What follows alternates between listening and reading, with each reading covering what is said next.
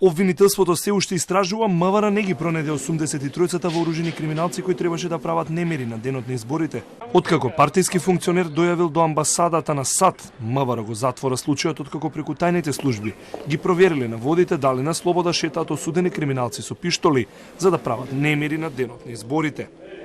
По извршените проверки и консултација со Агенцијата за национална безбедност и Агенцијата за разузнавање се утврди дека пријавата е неоснована и дека не постоја издржани индиции за присуство на такви лица на денот на изборите, но и претходно во кампањата, а тоа се покажа и на денот на изборите кои минаа во најдобар ред.